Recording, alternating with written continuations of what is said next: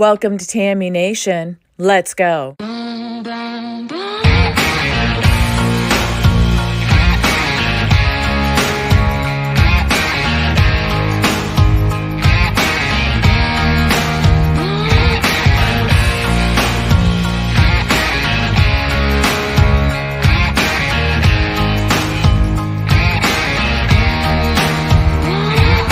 been running from 9 to 5, been biting my tongue for all this time. Won't let anyone cut me short. I was thinking this was the way to go, and you put up your puppet show. I say cheers to life. No, I'll be no good man. Why? Just leave me alone. I'm running the show. I'm telling you, it's my time to rise up. Live the life I'm proud of. No, you better go home. Good evening, you guys. Hey, Kettle, good to see you. I'm popping on late tonight, super late, because I just got back from some meetings and I got some information I wanted to share with you guys, because it's always good to share information, right? And you find things out and you educate people as we get educated. So I wanted to share this information with you just from a meeting, like I said, that I had this afternoon, late into the evening. And one of the things I want to talk about is the differences that people have in opinions of leaders depending on their likes or dislikes of their personality and stuff like that. But I think we've gone way past that as we've seen the decline in the country in the last few years and stuff. And it's hard to defend what the heck that they have been doing. Hey, DeCat, good to see you. So I'm going to give you a couple of articles, and I have a link that I'm going to put into my comments that you guys can go and further study this information. So the first thing I want to talk about, it was a meeting about, it was a roundtable about the different things going on. And the cool thing about it was there were people from different nationalities that were in this roundtable. And one was an Egyptian lady, and she's in the film industry. Hey, Sharon Mercer, good to see you too. So she was telling us about how in the film industry that she works in, that they that work in the film industry mostly despise Mr. T. And she says mostly, though, they despise Christians. And she goes, I know why. She goes, but I'm not going to say it here. But she said, I have seen so much injustice and everything behind the scenes working in the film industry for years that I decided that I need to do something. You know, she was on the younger end as well. She wasn't in her 40s. She was like in her late 20s. And so she came to this meeting just to view what she's experienced in the real world with people and their opinions about what's going on in this country and the leaders and the opinions about the leaders. And the thing is, a lot of it, she said, with the hate, mostly comes against Christians, and that's a very unfortunate. It is really against Mr. T, but it's about what Christians and what Mr. T stands for, which is God, country, and the United States citizens first. And she said that she tries to talk to them, try to give, why do you really feel this way? What is it that you would like to see? And she said it's pretty scary because basically they don't stand for anything that the U.S. stands for, even though they're living here in the U.S. And that's troubling to me. So it was very interesting to hear her theories and her experiences. So that's why I say it's always good to get out there in the field, to go to meetings or different get-togethers from people that have different cultures, different lifestyles, and see what their views are and why they stand for the people they stand for, as 2024 is coming up November 5th. There was another person that I talked to as well. But the other thing is, she also said there's people from Trinidad that she works with and her coworkers and a lot of other ethnic groups that do love Trump. And she said, we really have no idea what it's like to live in the cultures that they grew up in and they fled from to come here. She says, we have so much freedom. We can speak the way we want to speak. We can have opinions about things, and she's watching that whittle away. That's why she felt she wanted to get involved. Another lady, she called herself an Army brat. She traveled the world. She said that really a lot of Christian churches in other countries have to have armed guards outside their doors to protect the people inside. However, Muslim doors are wide open with no problem. She's traveled all across the world, like I said, but she's been in California, Guatemala, Colorado, and so on. And she says, unfortunately, it's very close to home because in California, she says if you have a American flag, United States flag, that a lot more than likely it'll get burned, taken down, thrown on your roof. That they like to, in that area, that state, they like to decimate it, get rid of it. And if you have stickers on your cars and stuff, your cars get trashed. She said, actually, it's very scary and it's very sad that it is that way. And it's California. So it is really on our own home ground. And then another lady, she's a Chinese lady from China. She said that, you know, Trump loves freedom. China has no freedom.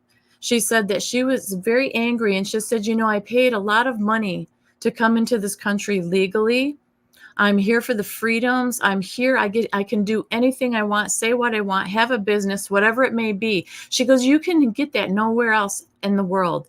And she said it's not fair and that she feels like the people that have been here illegally need to be tossed out. And she's angry that a lot of people from those different cultures that have come here legally are very upset and angry about the amount of illegals that have come into this country. So, you know, we may know that and we may feel that. However, when you hear out of people's mouths that have experienced the things that we think can never come on our homeland, yet are here, and they're warning us of it, that we need to pay attention when these people talk. We need to have good conversations with them and, you know, realize that, you know, and wake up. Things can happen here, and they are happening here that aren't for our best benefit. Also, another article that was discussed and something that I found out, and this is what I'm going to stick into my chat for you guys here.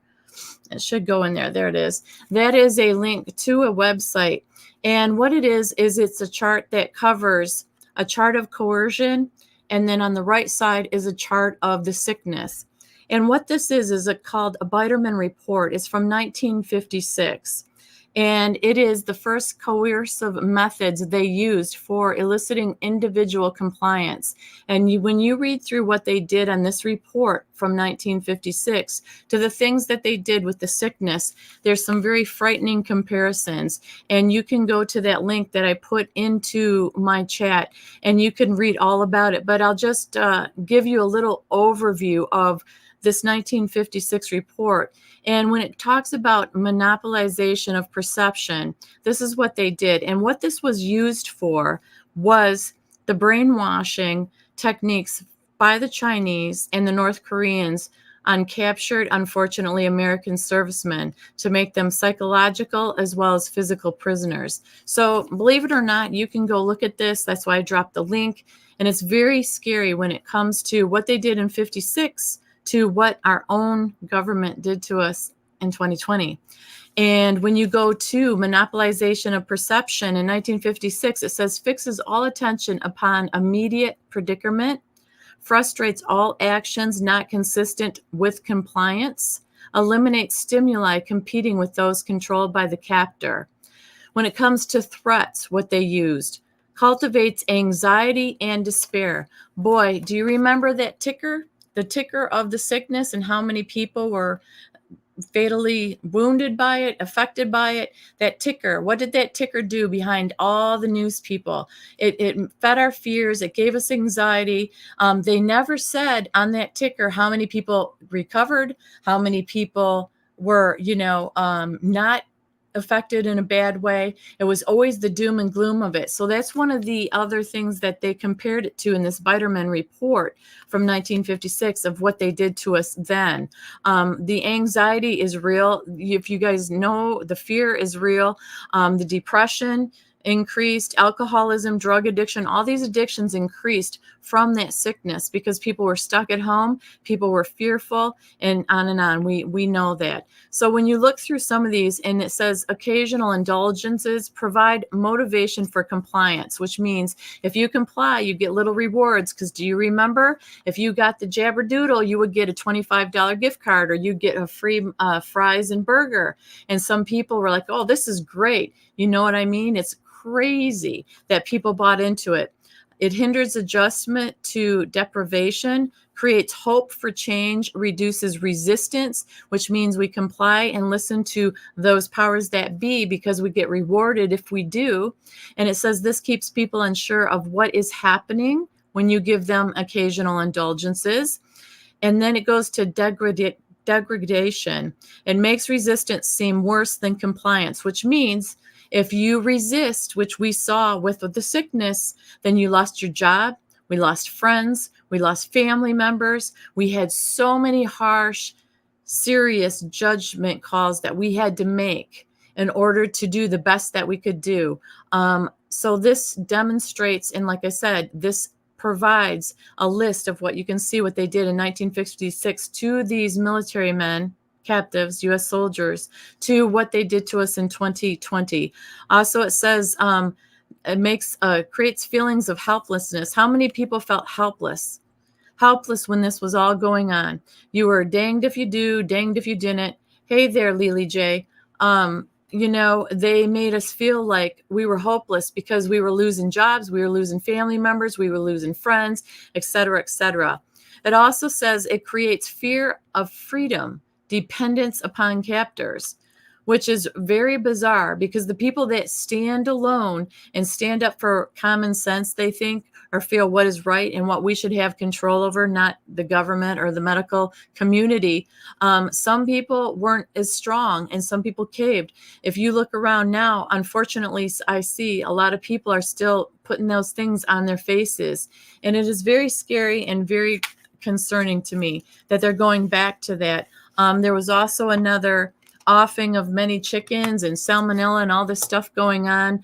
And if you look at the stats, there were only like 189 people across the country that were affected by or contaminated by these chickens and stuff.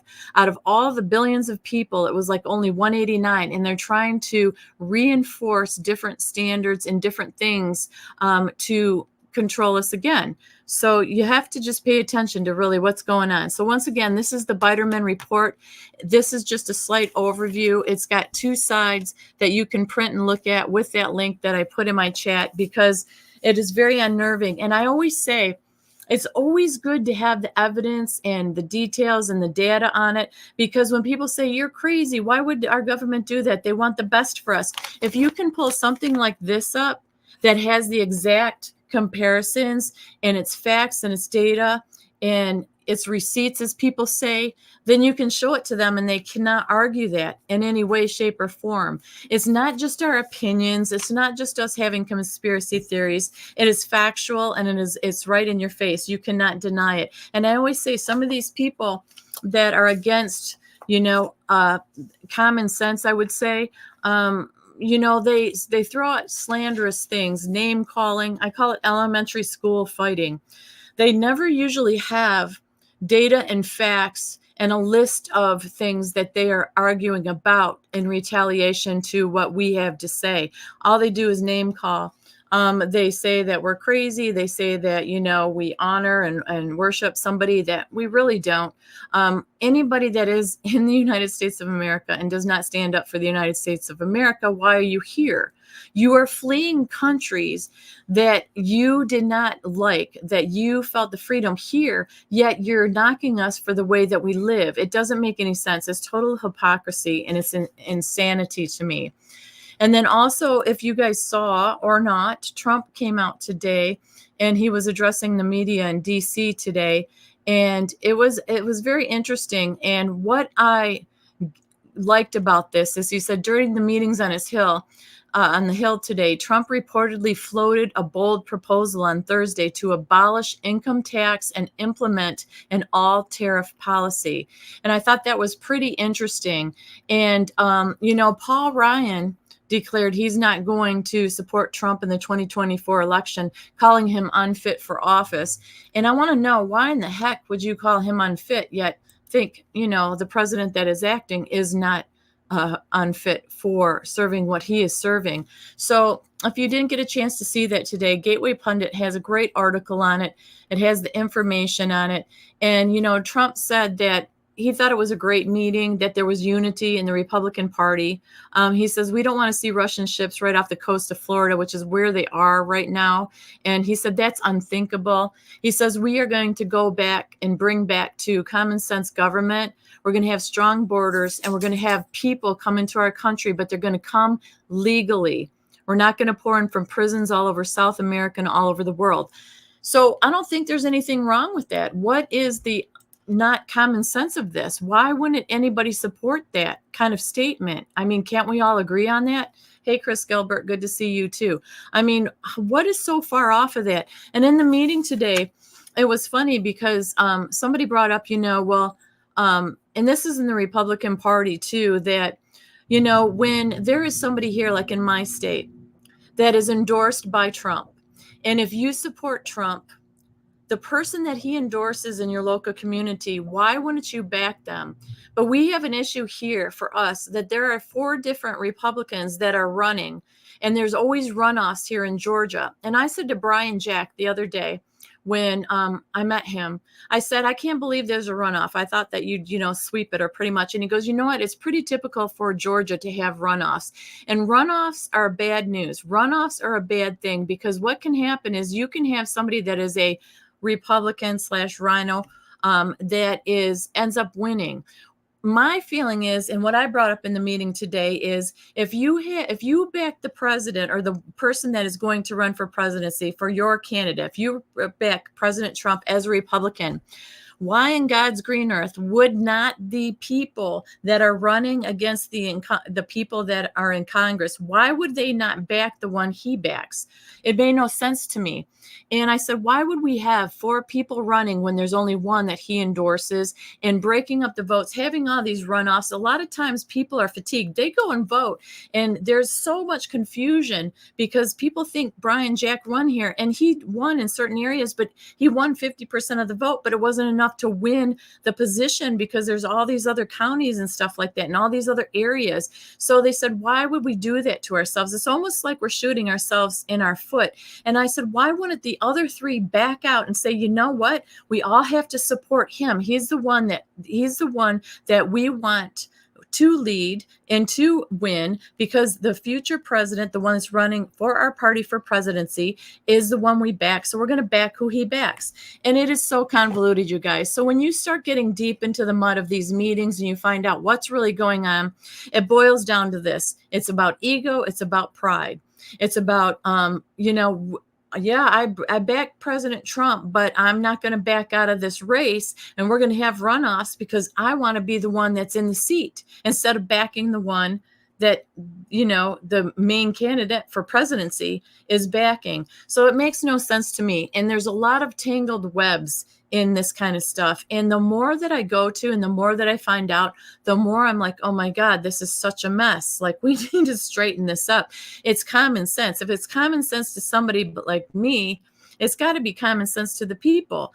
And, because I'm not very well educated on policies and procedures, but that's why I go to these meetings. I try to find out more and more. What can I do? What can I share? How can I make a difference, et cetera, et cetera. And it was just very disappointing. And so when the ones that are experienced in this and actually, in seats and stuff, and say, hey, it's about ego and pride, they don't want to give it up. And, that's a part of the division in our party. And that's very sad to me. So you do learn a lot. But the other thing that I wanted to talk about is where you can go. It's a website as well. And it's information that I got today as well. And it's from Liberty Counsel. And it talks about the accomplishments of President Trump. So basically, this goes from when it was like 2017, 2016 and all that. And, it goes all the way back. And they do have an updated list as well. But you can go to Liberty Counsel and you can find out. I mean, look at this book of accomplishments, like all these pages in here. There's probably 7 or 8 pages, and it's double-sided. And it talks about all the successes and the accomplishments he has. So once again, this is factual information that you can give to people or direct people to say, hey, you don't like how he looks, you don't like how he talks, but look at all these accomplishments. Let's get away from the personality aspect, because anybody can say anything, but what are their accomplishments, and are you better off now or are you better off back then? So they can have an educated, unbiased, unemotional way to vote. And it's so interesting to me. And there's so many things on here, and I know you guys have heard Mr. T talk about his accomplishments and stuff, but when you look at the different things here listed, like standing up for the sanctity of life and protecting religious liberty, fighting back against the crisis next door, expanding options for quality and affordable health care. You look at all this documentation, and you can have it in your hands, and you can, or on your phone, and send it to people, and send it to especially the ones that say, well, I don't like him. Well, this isn't a personality contest. You may like somebody, but liking them is not going to get policies that you like or you make your life better. You may like somebody's personality, that does nothing for you. So that was a big conversation today, because so many people, I said, how did humans and Americans get so dumbed down? Like, how can you be so angry at somebody because of the way they speak or the way they act, even though they're fighting for your rights and fighting for your country and fighting for the veterans? And I'll tell you what, there's a lot of veterans that were in-house today, and they are furious. They are furious with the way things are. And I know that it's just my little section and my little part of town, but I'll tell you what, we are, when you go to each one in each city, and even though I say it's my little town, there's so many more people, because it's getting close to November 5th, that are trying to get involved and say, we want to change. What can we do? It's refreshing. And we are the majority, because the enemy and the opposite side wants us to think that we're the minority. So a lot of people, especially on our side, we're used to being all calm, all professional, all nice, all classy, and just trying not to stir the waters much, disturb the waters, and just take it. We can't do that anymore. We don't need to do that anymore. The enemy wants us to keep continuing to do that. People don't want to make noise, have a loud voice, and just say real truths. But a lot of times you need to spoon feed people the information. When you go knocking door to door, most people are like, well, who do I vote for? And it's like, well, I can't tell you who to vote for, but this is who I'm voting for. And here's their policies, and here's this one's policies. Make your educated decision. So a lot of it has been because we've been lazy, we've been dumbed down, we don't know how things work, or we think then because we don't know how things work, we have a sense of defeatness, and that's where the injustice comes in. It is up to us to take action and figure out what the heck is going on as best as we can and make educated decisions. And like I said, when you can have documentation, you can direct people to websites. That is information that is not irrefutable. It's irrefutable evidence. And the fact, if there's dates and times and stats that you can go look from both sides, then you have the correct information, and you have the truth, and you have the respectability where people will say, wow, I didn't realize that. I didn't understand that. Well, I thought this, or I thought this. Because a lot of times on the other side, they don't have that. Like I said, they like to fling insults. They like to name call. And that's just elementary school stuff, you guys. They aren't fighting the good fight. They don't want what's good for this country. They want what's good for them. They're selfish. They want to line their own pockets. We've seen what's happened in this country. And, like I say a million times, nobody out there is fighting the good fight, very many of them, like Trump is. Trump supports Americans and America first, United States citizens, our jobs. Look at the jobs out there. It is just catastrophic, the job positions that there are for the younger children or even adults, or to try to have some kind of security in our future, climbing the ladder. There's no such thing, because the smaller companies end up going under a lot of the time, and it's all this corporations. And we're a dime a dozen. All the workers are a dime a dozen. So having information and studying and looking at factual stuff makes us educated and makes us wise and gives us ammunition for other people when they say, well, why do you like them so much? And when you look at a piece of paper, I'm sure Biden doesn't have all this many. This is like 7 or 8 pages. And then they have an updated version that's even longer. Once again, it's at Liberty Counsel. You can go find it. I know there's a lot of places that do have Trump's accomplishments, but as we get nearer to November 5th, we really have to pay attention. And also, there's been a lot of changes that have been occurring recently about having to have a state or legal ID in order to cast your vote come November 5th. And that's very refreshing, because that's something I was saying in the meeting tonight, that's something that seemed to slip under the radar a lot, because, even though we have those dang machines we don't want, to have ID is really important. And that's coming through in a few states now. And that's been refreshing as well. So there is hope on the horizon, you guys. We just have to, on this last leg, this is June, July, August, September, October, November. We got 5 more months. We just have to stay the course, and we have to pay attention and stay strong and support one another and try to educate one another and have patience with one another. And we'll get through this. But like I said, listening to people that are from other countries that have immigrated here legally, to see the hurt in their face and hurt in their voice, that they did it legally, and yet there's all these illegals in here, and they were like, they need to be put out, that a lot of them are backing Trump because of the issues, and it's an insult to them. And we've said that all along. The people that do it legally, that's an insult to them, for these people that are just sliding through the gates, without any kind of accountability whatsoever. It's pretty amazing. And you have to, now's the time to use your voice. There's a guy that is actually on a councilman that actually went to the NAACP and was talking about some of the issues and stuff, and actually got them to, they're going to back here, at least in this section, Trump, because he used his voice. He used his voice as a representative and said, listen, these are the realities of what has been done and what hasn't been done versus one candidate from the other. Take a cold, hard look at the promises made and who kept the promises. Look at how we are 4 years down the road with this other guy. And he said they're backing him and they're backing the policies that he supports. So that's a good thing. And that's one man. So like I said, we can all make a difference. We can get out there, and there is hope. There is always hope. So that's what I wanted to get out there tonight, you guys. Thanks for joining me. It's so late. But like I said, the website that I wanted you guys to check out, I dropped in my chat. And then Liberty Counsel is the other place you can go to, libertycounsel.com or Liberty Counsel, look it up, their website, and you'll be able to find all this information as well.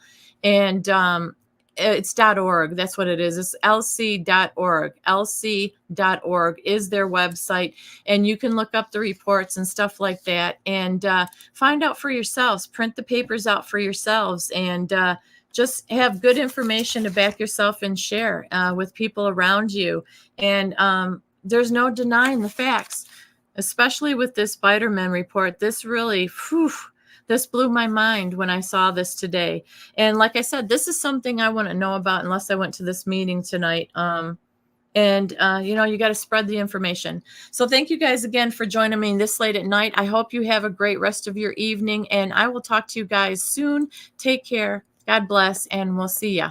Bye-bye.